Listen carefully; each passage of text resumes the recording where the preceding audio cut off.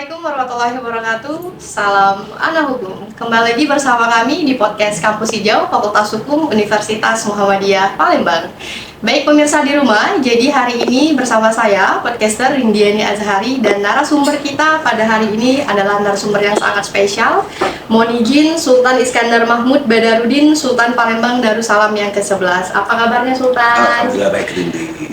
Boleh disapa dulu penonton kita? Pemirsa sekalian, pemirsa semuanya baik yang ada di Palembang maupun yang ada di Indonesia. Salam kenal. Dan hari ini kita dapat suatu kehormatan bisa podcast bersama hukum.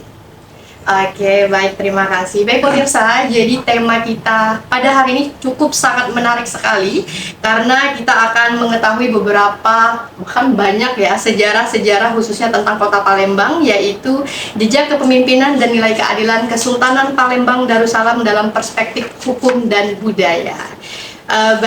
Mungkin Sultan langsung saja ke pertanyaan yang pertama. Bagaimana sejarah tentang Kesultanan Palembang ini sendiri, Sultan? Nah, sejarahnya dulu dari sangat panjang ya. Dari zaman Kedatuan Sriwijaya Palembang ini sudah terkenal sekali dengan kerajaan Sriwijayanya. Kemudian kemudian berkembang akhirnya menjadi Kerajaan Palembang.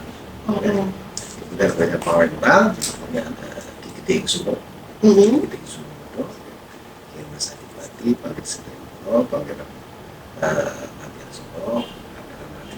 Alif, Pangeran Sido Hidayah, Sulsi, Pangeran Stem Sarian yang beradakan Pangeran Sido Hidayah yang terjadi perang Putogawa 1959, kemudian Pangeran Sido Hidayah, perang itu keraton kita waktu itu ada di Pusri yang sekarang, di Bangun PT Pusri sekarang. Kan ada 4, Keraton Putogawan, Keraton Tinggi Jatut, Keraton Putuburuk, yang jadi museum sekarang ini, dan Keraton Kuto Besar. Kuto Besar. Kuto Besar. Ini sejarahnya mengajuk situ setelah pecah perang Putogawan 1659, dan sejarah ini belum pernah diangkat. Yang seharusnya kan, kemudian daripada pemerintah kota dan pemerintah provinsi dan stakeholder terkait lainnya mengangkat daripada kerawanan dalam hal ini Kerajaan Palembang menjadi tidak tunduk dan patuh kepada VOC 1959, di mana kemarin kali ziarah Barat Nusa tadi karena saya juga tampil di TV di Barat Nusa. Jadi saya juga ketua Yayasan Kerajaan Sultan Nusantara yang di mana 175 Kerajaan Sultan berhimpun dan juga Single Mars. Ada beberapa organisasi lainnya ingin bagaimana generasi sekarang ini baik saya karena saya lihat hampir seluruhan daripada yang ada di Palembang Sumatera Selatan Indonesia itu mengenal tentang kerajaan maupun Sultan Palembang dan mereka hanya mengenal satu sosok yaitu Sultan Muhammad Hasan. Dalam hal ini disebutkan di dalam Waters sebagai Sayyid. Ini jadi setelah perang Putogawan itu berakhir dengan 2 kapal Belanda di Jakarta Varjet itu dilumpuhkan, akan tetapi di Keraton Putogawan VOC Belanda menembakkan Mariam dan mengenai daripada tempat mesiu daripada Keraton Putogawan sehingga Pangeran Sido Hidayah atau Pangeran Pusaka 1926 itu hijrah ke Salatiga Kopi. Kalau dulu kan ya, sekarang pemecahan menjadi organ hilir dan pemerintahan setelah diserahkan kepada adiknya yang menjadi panglima perang itu adalah Pangeran Aryokusumo terakhir atau Kiai Mas Indi, kemudian Pangeran Mangkunegaran Bing Kapal, kemudian Pangeran Kidetang Kecil dan adiknya Ratu Bartus Purwokerto. Secara ini VOC diblokade logistik sehingga mereka kembali ke Batavia. Kemudian Pangeran Aryokusumo Ibrahim atau Kiai Mas Indi karena Jawa mungkin pada posisi itu berarti membantu Palembang akhirnya memproklamirkan Palembang dari kerajaan menjadi Kesultanan Palembang Darussalam dengan Sultan pertama dan Sultan Ahmad Khalifatul Mukminin Sayyidul Imam. Mungkin ada bisa dilihat ada fotonya nih Sultan? Ada. Boleh. Coba. Oke, jadi sebagai pendiri dan bapaknya daripada Sultan Palembang seperti Nabi Allah Ibrahim, bapaknya karena Nabi ya, ini Nabi karena ini dekat dengan lebaran haji nih ya. Dia bapaknya Nabi Ismail yang menurunkan terus sampai ke Rasulullah, dan bapaknya Nabi Ishak, Yakub, Yusuf terus sampai Ishak. Nah ini ada pendiri daripada Kesultanan Padang Besar. Oke, boleh pemirsa Ya. ini dilihat. Ini bahkan kita aja baru pertama kali lihat di sini, Ya. Sultan. Sebagai Foto Sultan beliau. Palembang Besar yang kedua. Kemudian dilanjutkan oleh Sultan Palembang Besar yang pertama pendiri, oleh anaknya Sultan Muhammad Mansur Cahyo Inglatno. Nah, ini untuk edukasi pelajaran. Kemudian dilanjutkan oleh Sultan Agung Komodin Sri Truno. Ya. Baik Sultan Palembang Besar yang ketiga, dilanjutkan Sultan Alimuddin, ya, tetapi beliau tidak berkuasa pemerintah. Kemudian dilanjutkan oleh Sultan Mahmud Badruddin Cahyo Wikramo. Yang masjid ya, Sultan dia namanya sama kayak masjid. Ya, dia membuat masjid. Buat ke Kuto Tempuro, dan banyak lagi. Kemudian dilanjutkan oleh Sultan Palembang kelima, Sultan Ahmad Najamuddin Adiksumo. Ya. Kadang di catatan Belanda Wonders Telegraph ini ada angka kami tidak ada.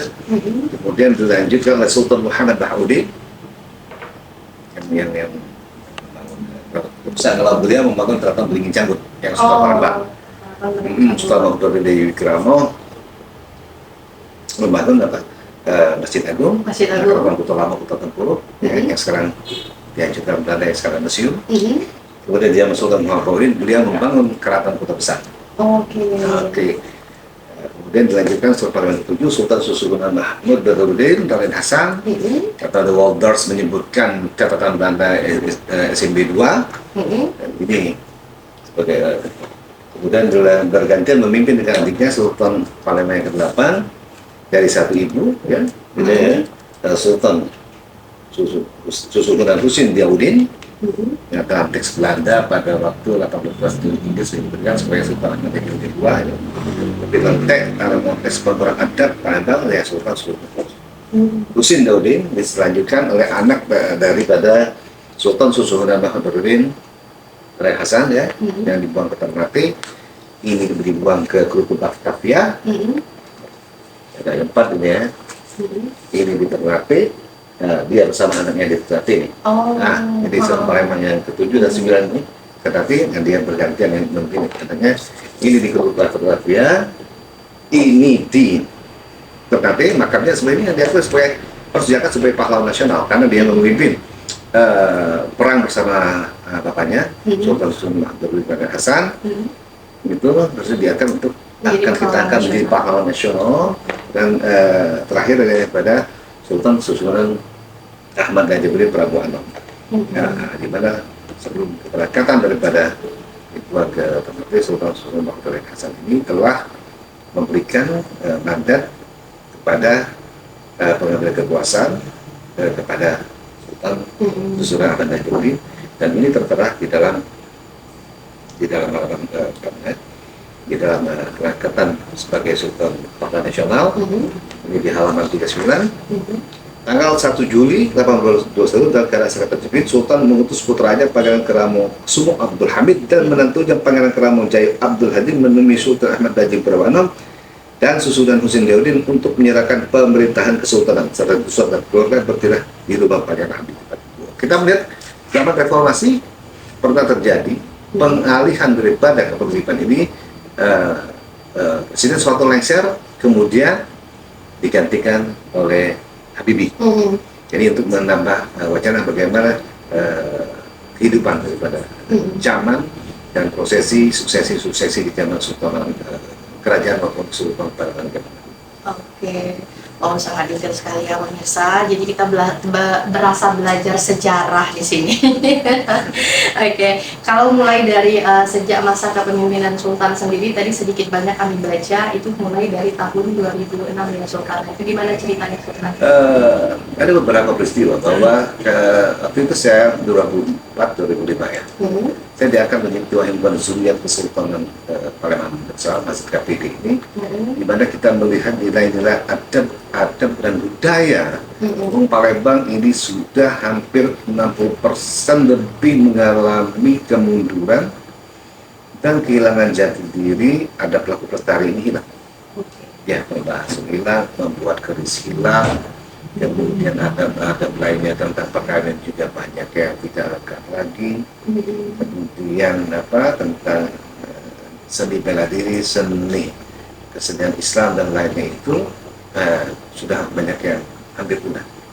Itu untuk mengembalikan bahwa adab-adab budaya, maka setelah 27 Oktober 1823 institusi Kesultanan Itakun sudah kedua tahun lagi, maka perlu diperlukan lagi seorang tokoh untuk membangkitkan adab-adab dan budaya yang begitu agung dan luhur itu dapat dikembangkan kembali dan jangan sampai hilang dan hanya menjadi suatu kenangan. Oke, begitu ceritanya. Berarti sejak dari 2006 sampai dengan saat ini perubahan zaman apa yang Sultan rasakan untuk tetap berdaya, mempertahankan budaya khususnya Kota Palembang? Ya, sangat saya hampir 20 tahun. Ini ada sekarang dari 2006 ya, banyak sekali perubahannya. Ya, termasuk ya kayak wayang ya. Wayang itu kita dibantu 2007 dan dengan terpadu wayang Palembang itu oleh UNESCO. Iya. Jadi bukan oleh negara ini satu hal yang sangat menyedihkan sekali. Dan harusnya kolaborasi antara institusi baik itu pemerintah provinsi, kota maupun pemerintah pusat itu dapat mengembangkan aktivitas daripada kerajaan, kesultanan, kedatuan, pengungsi, pemanfaatan, pendukung, manawir, kapitang yang ada seluruhnya di Indonesia ini, bahwa asal muasal budaya dan budaya itu berasal dari kerajaan, kesultanan, kedatuan, misir, pemangku adat, pendukung, manawir, kapitang yang ada di Indonesia. Bahwa negara Kesatuan Republik Indonesia ini lahirnya kan abad ke-20. Tapi kalau kita melihat daripada sejarah tentang Palembang dengan kedatuan Sriwijaya abad ke-7, jauh daripada 40. Kemudian kesultanan abad ke-16. Ya, kerajaan abad ke-16. Kesultanan abad ke-16 Palembang abad ke-16, kesultanan Palembang abad ke-17 itu memiliki fase-fase yang sangat luar biasa sekali tentang dinamika sekarang yang ada melihat perkembangan moral, tingkah laku, adat dan budaya yang berlaku sekarang ini mungkin hampir terkatakan terbalik itu sudah 100 derajat lebih ya. Karena bagaimana bersikap ketidakkawanan sosial, gotong royong, kepatuhan, adat orang tua dan tatanan-tatanan adat yang kayaknya begitu agung zaman dulu yang diterapkan di zaman kerajaan. Datuk Prinsip memangku adat untuk mengenal kapitang yang ada di Indonesia, karena adat dan budaya itu bersumber semuanya itu pada kerajaan, kesultanan, kedatuan, di sini pemangku adat ya, yang ada di begini, ya. Jadi yang ada sekarang ada dinas pariwisata, dinas kebudayaan, dan stakeholder yang menyangkut pariwisata, budaya dan lain-lain itu mengambil daripada apa yang ada di dalam kerajaan sultan dan unsur para raja sultan dan harus masuk di dalam ranah daripada kebudayaan, pariwisata untuk lebih ada budaya itu lebih kompeten, lebih disalurkan, bukan hanya sekedar hanya hura-hura, kemudian pembukaan, penutupan, foto-foto, mengundang orang, ya makan-makan minum habis dan tidak ada makna sama sekali ya, ada terus di sini. Oke, baik Sultan, mengenai peninggalan sejarah-sejarah yang dari awal tadi Sultan jelaskan, itu yang masih dapat kita rasakan sebagai warga Kota Palembang, tentunya bagaimana Sultan memaknai sejarah-sejarah yang masih ada sampai saat ini. Ya, sejarah yang sampai saat ini ya ini suatu tahun 2007 saya pernah mengajukan ini untuk baik itu di Pemprov maupun di Pemprov untuk sejarah Kesultanan Palembang Darussalam untuk didapatkan di muatan lokal, baik itu di sekolah dasar, baik itu di SMP. Kiranya para pelajar ya dan masyarakat Palembang, Sulawesi Selatan dan Indonesia yang luar negeri khususnya mengenal bagaimana tentang kerajaan Palembang, tentang Kesultanan Palembang Darussalam. Ya, ini kan banyak banyak sultan-sultan paling besar, tidak hanya satu yang dikenal orang. Betul. Dan sekarang ini hanya terfokus hanya satu. Jadi ini yang terkadang membuat miris kita. Bahwa masa sekarang ada karena adanya masalah Betul. ya, dan tentang aspek legitimasi kesultanan yang terkadang juga kita tidak banyak sekali nih sarjana-sarjana Google yang mohon maaf ini ya budayawan dadakan ya yang mengambil tanpa mempunyai referensi yang jelas ya mohon maaf Al-Quran saja di Google terkadang salah-salah. Betul. Nah, ini harus tetap diperhatikan. Kalau tantangan terbesar Sultan dalam mempertahankan budaya-budaya yang ada ini, Sultan? Yang tantangan terbesar adalah bagaimana kita menyikapi pola hidup yang sekarang ini, di mana zaman zaman media internet dan medsos Betul. itu menjadi suatu tantangan tersendiri, di mana hoax yang begitu banyak bertebaran yang dapat membalikan semua fakta. Betul. Nah ini kita mengalami suatu antara like and dislike terhadap suatu kebudayaan dan bangsa Indonesia ini. Jadi tantangannya tuh kemajuan IT Kemajuan IT. salah satunya. Salah satu.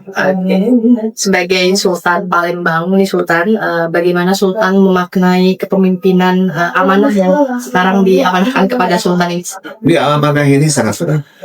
Amanah ini satu adalah isi syariat Islam. Kemudian adat dan budaya yang harus tetap dikembangkan ya, sesuai dengan perkembangan zaman yang semakin maju, tetapi yang ingin untuk kembali bagaimana histori zaman dahulu, baik itu generasi sekarang maupun generasi tua ini, kita agak mengalami suatu distorsi di mana mereka sekarang ini melihat bangun tidur buka HP yang dilihat mungkin mungkin bukan pelai sejarah sehingga dengan adanya medsos podcast kita hari ini dapat membantu untuk dapat menyertai kembali dan kepada unsur pemerintah kota maupun provinsi maupun budaya kementerian dan juga dan Prabowo dapat kembali janji Bapak Prabowo untuk membalikan 30.000 manuskrip yang ada di Belanda itu untuk dapat kembali ke Indonesia, di mana kita akan melihat sejarah kebenaran yang ditulis oleh mereka penjajah orang-orang lain itu seperti Walters yang sangat mengacaukan sistem daripada nama-nama Sultan ya dan Frans van Hoven itu tidak sesuai dengan yang aslinya. Kita ingin meminta aslinya itu biasanya berusaha Arab Jawi atau Arab Melayu. Banyak peninggalan Sultan yang ada di sana dan juga yang ada di Inggris. Semoga bisa kembali dan di situ kita melihat dengan jernih bukan kepentingan mereka dan bukan kepentingan divide et impera yang mereka tulis sehingga dalam Palembang, Sulawesi Selatan dan Indonesia ini terus diadu-adu dengan divide et impera di masa lalu antara beberapa mungkin keturunan dan sultan raja macam bangsawan. Jadi tidak bersekompak tapi merasa dianggap dan itu ya sampai sekarang ya bukan hanya para pihak sultan tetapi juga pemerintah kita ini juga ya yang tidak ada lagi adat dan sopan santun mengenai bagaimana untuk menegur para pemimpin negeri. Ya, kalau zaman Pak Soeharto dulu kan ada tatanan ya, tidak terlalu bebas mereka menyikapi atau mengkritisi para presiden, sangat tatanan adab yang baik. Ini kita tadi kan sudah ditentukan banyak sekali sultan-sultan terdahulu yang barusan sultan kapan kami juga selaku generasi muda yang harus dan semuanya tahu tentang sejarah-sejarah khususnya kota Palembang. Nilai-nilai kepemimpinan mereka yang sampai dengan saat ini masih sultan terapkan apa sultan? Jadi dari kepemimpinan mereka itu adalah satu. Mereka adalah ulama dan ulama. Nah kita merindukan profil-profil yang seperti itu. Seorang pemimpin ya yang juga adalah pemimpin dan juga menjadi seorang ulama. Kalau sudah begitu maka apa yang terjadi di Indonesia ini mungkin KPK akan kesulitan.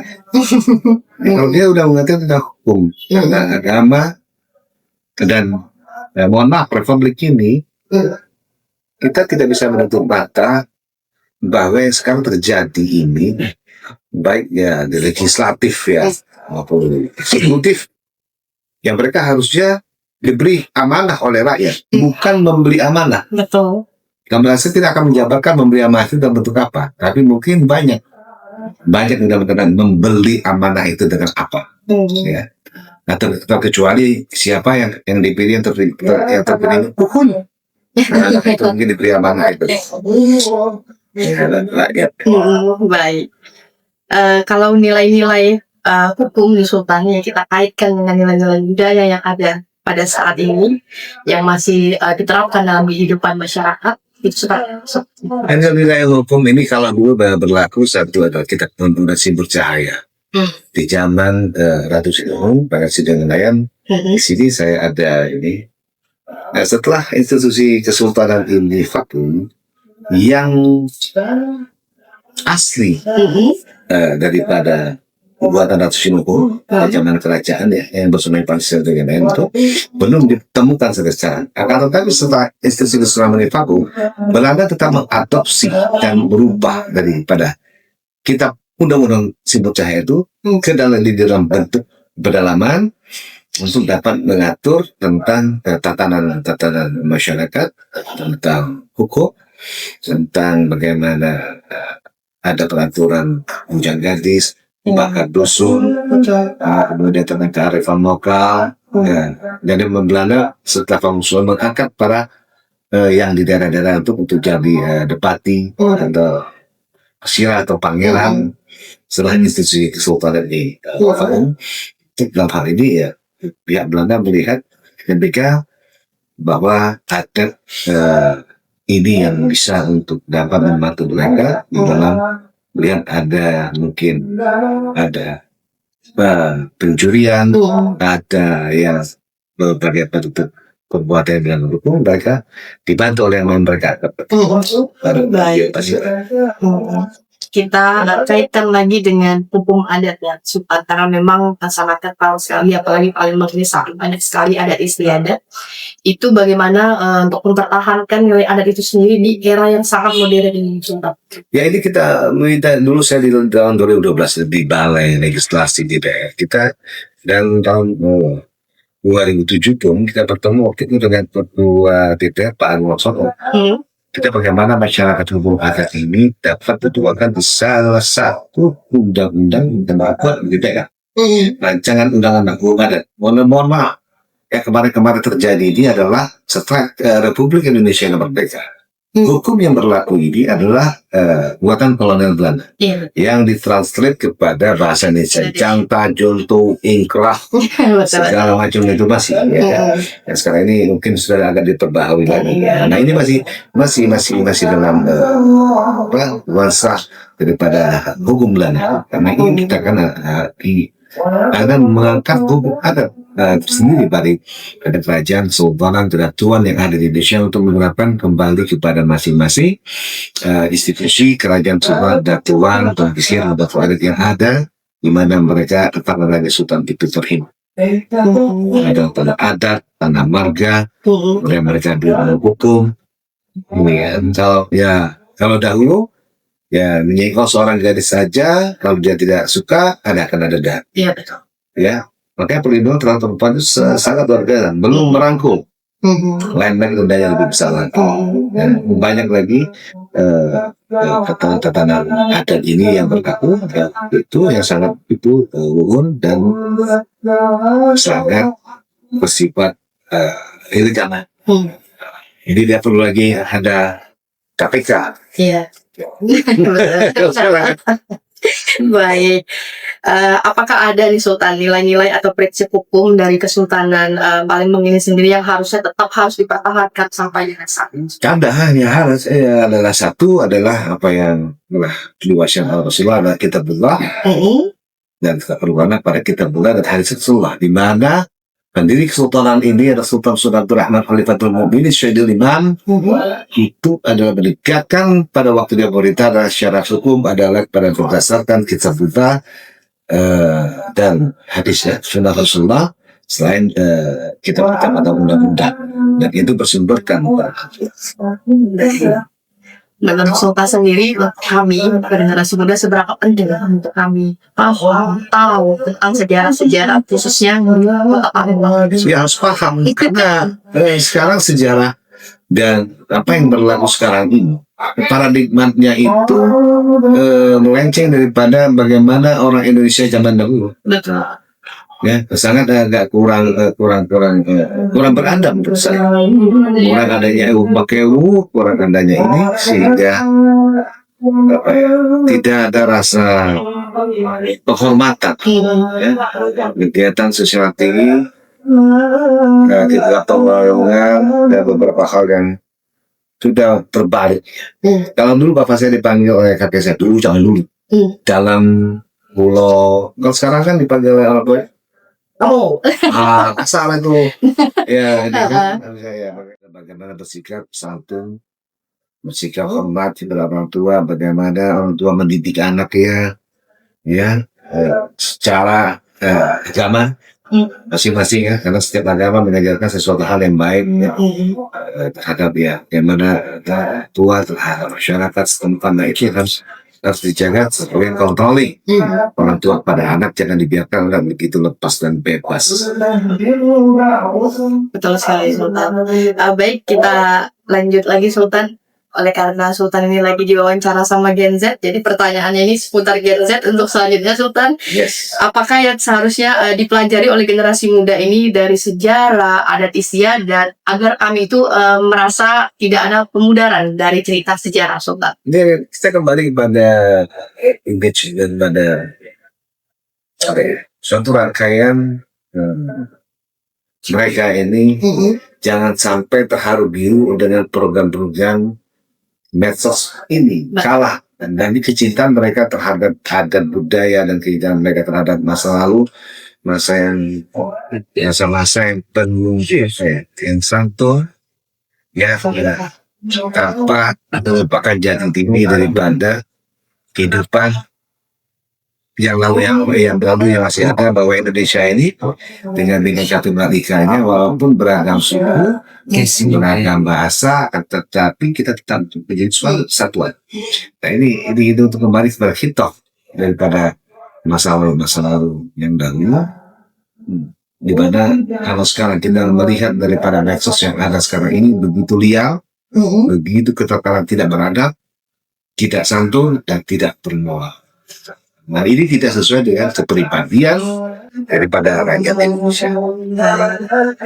Kadang-kadang Sultan, generasi muda ini untuk menyuarakan suaranya itu seperti kata Sultan tadi, adatnya kurang, kesabarannya pun ikut kurang, sedikit-sedikit kadang-kadang ngebrontak, demo, itu bagaimana pandangan Sultan untuk generasi yang sekarang ini emosinya itu terlalu meluap-luap untuk menyuarakan aspirasi Sultan? Ya, saya rasa saya melihat daripada dinamika aspirasi yang mereka tuangkan, apakah itu betul-betul murni dari hati yang paling dalam ya tentang LSM ya, apakah dalam hal ini ada dalam tanda dua kutip sebagai mata pencarian pokok, ataukah memang betul-betul dari hati nurani yang ingin melihat suatu permasalahan itu selesai?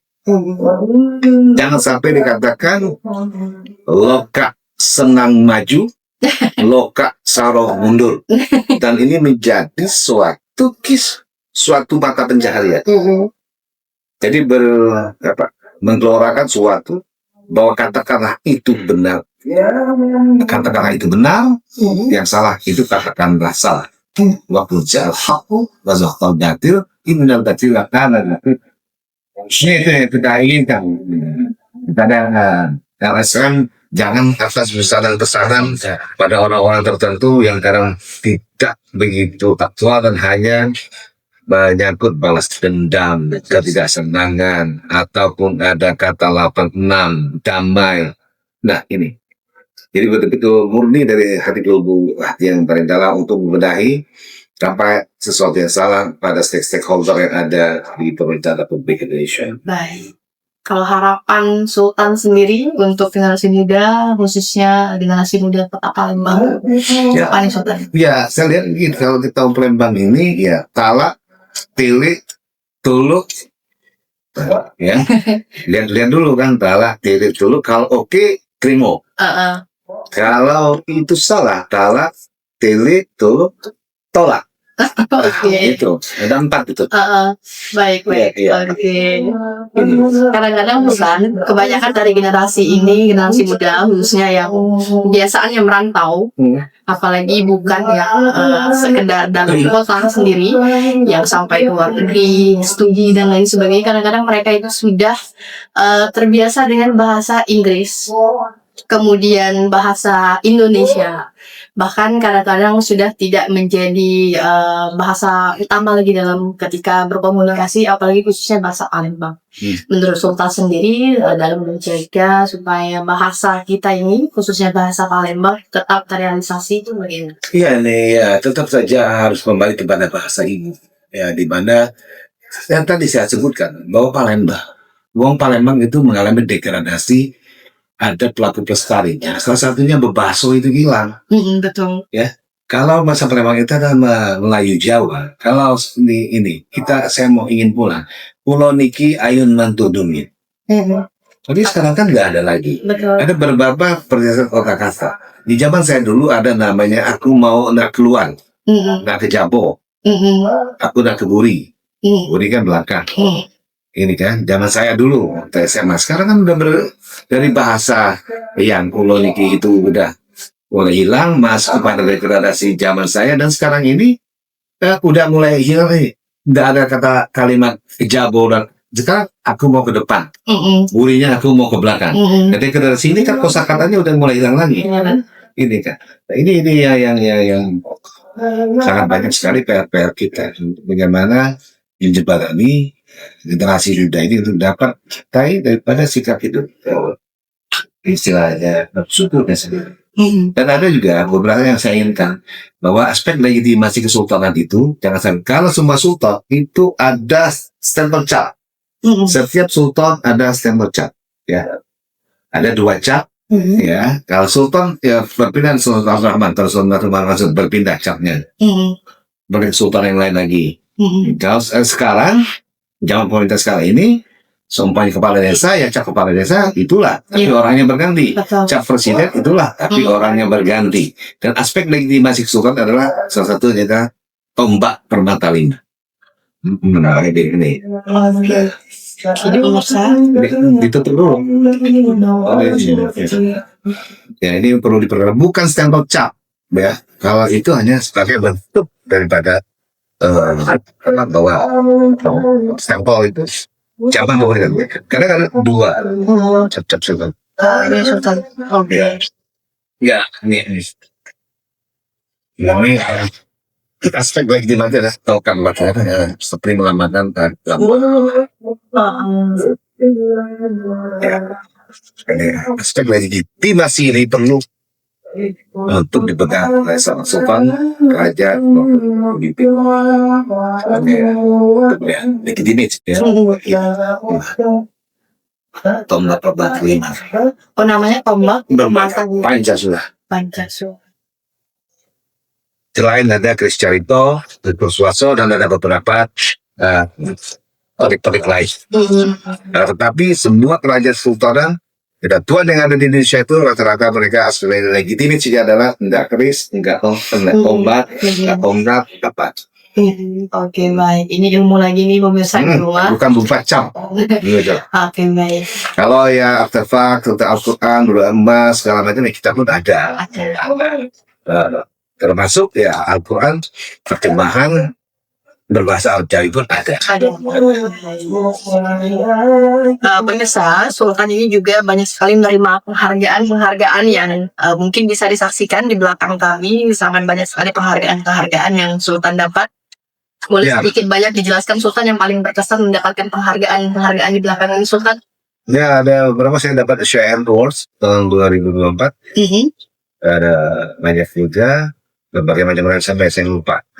Tapi ada satu sangat yang berkesan kan yang diberikan oleh waktu itu Kapolda Irjen Pol Arah Wibowo ya. Yang di belakang kita ini Sultan. Siap. Jadi saya sebagai harus untuk menjaga Pasca dalam mendukung pelaksanaan tugas kepolisian di bidang harkam tipmas di wilayah Sumatera Selatan. Jadi jangan sampai Sumatera Selatan ini terdapat pertikaian salah. Jadi Sumsel ini tetap zero konflik. Baik, menarik sekali pemirsa di rumah. Kita masih lanjut lagi nih Sultan. Untuk harapan Sultan sendiri untuk Kota Palembang ini apa Sultan? Ya, harapan saya adalah ruang wilayah itu diatur kembali. Dan tentang tempat-tempat bersejarah, makam-makam para sultan Palembang, kiranya pemerintah kota maupun provinsi itu turut ambil bagian dalam merangkap ada yang rusak, ada yang apa, ya. Jangan hanya mohon maaf dengan Sukolada saja, ya. Program ini rame, program ini rame. Coba kita lihat, pendiri itu kita yang merenovasi. Maka Sultan Mahmud Mansur lampunya segala macam di dalam musim 6 itu terang-terang, makanya dalamnya plong. Makam Sultan Agung Komarudin Situbondo itu kita yang 2005 itu yang memastikan. Makam Sultan banyak maksudnya yang Wikramakau juga dulunya kita ya. Dibandingkan dengan apa event-event yang mereka gelar dengan dana yang cukup besar, tapi tanpa memperhatikan nilai sisi-sisi bagaimana Palembang Sumatera itu berkembang, ini sangat miris sekali. Bahwa kita ini sekarang ada karena adanya masalah. Dan juga saya ingin menghimbau jalan-jalan yang ada di kota Palembang ini nambahkan ya dengan nama-nama jalan Sultan ataupun nama jalan aja ya seperti kemarin itu Pelabuhan Tanjung Api-Api, coba gunakan Pelabuhan Sultan Abdurrahman, Pelabuhan Tanjung Karat, ini apa? Itu kan nama-nama yang agak kurang begitu. Itu maknanya tuh api-api. Kalau api nama api mubah saya nggak jadi. Ini Tanjung Karat, carat ya. Ubahlah dengan sesuatu ini. Ya saya termasuk nama jalan Sultan Ahmad Dajabudi, Atik Sumo, Jalan Sultan Muhammad Baudin. Kalau yang ada Jalan Sultan Muhammad Mansur, Jalan Sultan kedua, Jalan Sultan Abdurrahman, ya kan? Nggak ada. Iya. Banyak nama-nama jalan yang ada nama-nama penguasanya bapaknya yang pernah berkuasa. Iya. Nah ini kan miris. Jadi mereka mengedepankan egosentris daripada mereka sendiri. Apa melihat kepada masa lalu bahwa Palembang itu Sultan Palembang itu menerapkan ya ada daerah Sikap, ada Kapungutan, ada Sindang Mardika, dan ada Mata Gawi Raja. Baik. Jadi pemirsa, sangat detail sekali penjelasan Sultan pada episode kita kali ini. Rasanya semakin kita tanya, semakin banyak penjelasan Sultan yang semakin kami belum tahu dan akhirnya tahu Sultan. Ibaratnya besak-besak di Palembang, tapi baru inilah tahu cerita-cerita tentang Palembang nih Sultan. Untuk yang terakhir Sultan, apa makna kepemimpinan sejati dalam membangun Palembang ke depan menurut Sultan? Iya, membangun Palembang ke depan itu ya kita kembalikan ya. Tadi kita hampir perubahan tata ruang wilayah, garis padan sungai, garis padan jalan, kemudian membuat kembali bagaimana Indonesia Palembang sekarang ini sekarang ini kayak hujan sedikit banjir. Ya, bagaimana menata kelola bagaimana Palembang ini disebut dengan Venesia dari timur dengan hampir 135 anak sungai. Ini sekarang hanya tinggal 30% mungkin kurang. Dapat menata kembali, jangan ya itu difungsikan kembali.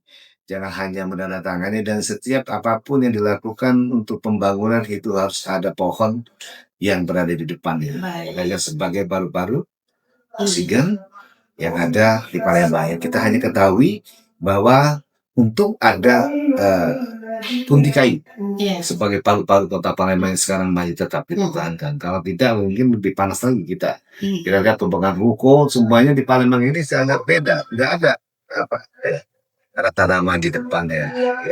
Ya seperti ya harusnya tertarik dengan hidup. Berarti Sultan izin Palembang sebelumnya ada berarti suasana Sultan dibanding dengan Palembang sekarang. Iya. Coba kita lihat di Tangan Sumur, itu kan batang-batang besar, ya, kayak Bandung dan lain ya, masih ada gitu ya. Jakarta pun ternyata masih banyak batang-batang lama. Tapi kalau Palembang kayaknya begitu ada tanah, ruangan, bikin properti, bikin ruko, bikin apa habis semua. Ini kan, dan tentang gorong-gorong, saluran air, Nah, semuanya tetap harus diperhatikan. Baik. Baik, Sultan, sudah tidak terasa kita hampir berbincang-bincang hampir mungkin 1 jam ke depan kita sudah selesai. Terasa ya? Ini belum seluruhnya. Iya, belum seluruhnya di Sultan. Nanti mungkin kita adakan lagi sesi kedua di Sultan. Boleh sesi kedua kita sambil naik perahu. Wow, boleh. Kalau ziarah-ziarah juga boleh, Boleh, Sultan. Kalau seandainya memang nanti Nah, ada di situ akan semacam- terlihat bahwa guru-guru sultan itu selain guru-gurunya dari Melayu, dari gini, semua imam kubur sultan itu berasal dari Timur Tengah. Ada Said Asgaf, Said Al-Fitri, Said Al-Kawi, Said Al-Togha, ada Said Al-Haddad. Baik. Jadi pemirsa, sedikit banyak mungkin kita sudah banyak sekali mendapatkan ilmu-ilmu yang baru dari Sultan Iskandar Mahmud Badarudin. Terima kasih sebelumnya Sultan Sama-sama, sudah mau Cindy. kita undang khususnya, dan kemudian kami pula yang kesini untuk melaksanakan syuting. Terima kasih juga. Tadi kita juga dihidangkan banyak sekali makanan Palembang sampai kami kenyang, Sultan. Mulai dari pempek, mie telur dan lain sebagainya. Baik, pemirsa di rumah, tidak terasa kita telah sampai di penghujung podcast kita pada siang hari ini. Dari perbincangan bersama Sultan, kita dapat memahami bahwa Kesultanan Palembang Darussalam bukan hanya bagian dari sejarah masa lalu saja, tetapi juga warisan nilai tentang kepemimpinan, keadilan, budaya, dan identitas masyarakat Palembang yang tetap relevan dan bertahan, bahkan eksistensinya masih ada sampai dengan hingga sekarang. Banyak pelajaran yang dapat kita ambil pemirsa, khususnya bagi generasi muda seperti kami dan juga kami sebagai mahasiswa hukum yang bahwa hukum tidak hanya kami pahami saja di kampus Sultan, khususnya bahwasanya ini ada kaitannya dengan budaya-budaya kota Palembang yang barusan seperti Sultan jelaskan barusan, itu sangat menambah wawasan kami sekali Sultan, baik itu berupa budaya, adat, kearifan lokal yang hidup di tengah-tengah lokalnya masyarakat. Kami mengucapkan terima kasih sekali lagi Sultan yang sebesar-besarnya kepada Sultan Iskandar Mahmud Badarudin selaku Sultan Palembang Darussalam yang ke-11 telah berbagi pandangan, pengalaman serta pesan dan kesan untuk kami semua dan juga untuk seluruh warga kota Palembang, dan khususnya ini akan ditayangkan nanti Sultan yang mungkin akan ditonton juga oleh siapapun yang sedang berada dimanapun juga Sultan. Amin. Semoga perbincangan ini dapat menambah wawasan kita semua serta memperkuat rasa cinta kita terhadap sejarah, budaya, dan juga nilai-nilai kota Palembang. Saya selaku host podcaster Dindiani Azhari, dan terima kasih juga Sultan. Kami akhiri. Wassalamualaikum warahmatullahi wabarakatuh. Waalaikumsalam. Sultan, kita izin begini barengan. Iya. Salam anak hukum. Salam anak hukum. Oke.